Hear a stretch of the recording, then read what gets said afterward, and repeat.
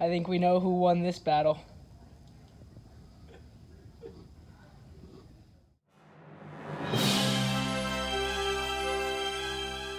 What's up, everybody? Today we have the Nike Vaporfly 4% Fly Knit. I was really excited to get my hands on this shoe as it got such good reviews on the first version.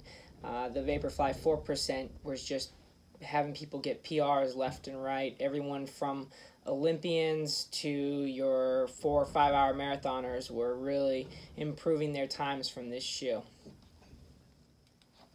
I gotta admit, I was a little disappointed when I first tried this shoe out. Not because it didn't perform the way I wanted or I had any issues with it, but more just because I expected something magical to happen. I had heard so many stories of people running huge PRs in this shoe that I thought I was going to put it on and just feel like I was floating on air. And I think that's the misconception with this shoe, is in the shorter distances, 5K or so, you're really not going to notice much of a difference. It's really more those later stages of the race where your body starts to break down. This shoe is light enough to get you through in a fast pace, but protective enough to keep your body from breaking down more than it needs to. And that plate really... that firm, responsive plate in there is really what's helping keep your form strong in the later stages of the race.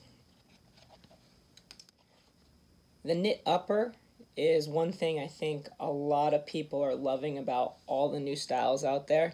It looks good, it performs good, and it hugs the foot nicely.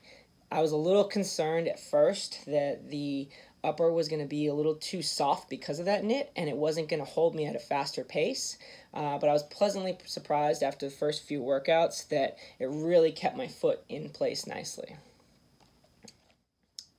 Now for the cons. Alright, I'm just one of those people that want as light of a shoe as possible. And for me, that was the main issue I had with this shoe, is although it's protective, although it's firm and responsive, I would have liked it to have been a little bit lighter. 7.5 ounces is decent for a marathon shoe, but I really would like to skim off as much as possible. If they could get it down to 6 ounces, make the upper a little more like a track spike upper, I would love that. So obviously that's a personal preference, but that was the main issue I had with this shoe. For $250, you would expect this shoe to really last a lot longer than it does.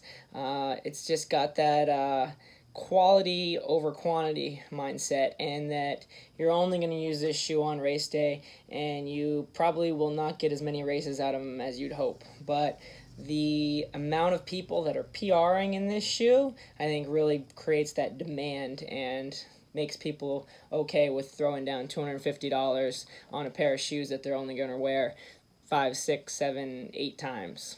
But great shoe.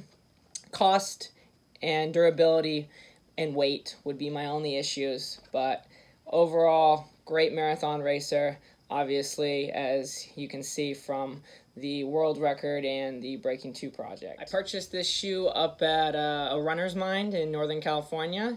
If you're in the Bay Area, be sure to check them out. They have stores all over the area in Burlingame, San Francisco, Lafayette, and Los Altos. So, great store. Be sure to check them out. So all in all, the Nike Vaporfly 4% Fly Knit lived up to the hype. If you can get your hands on a pair, I would say do it. At $250, they are a great investment for your next marathon. Check them out.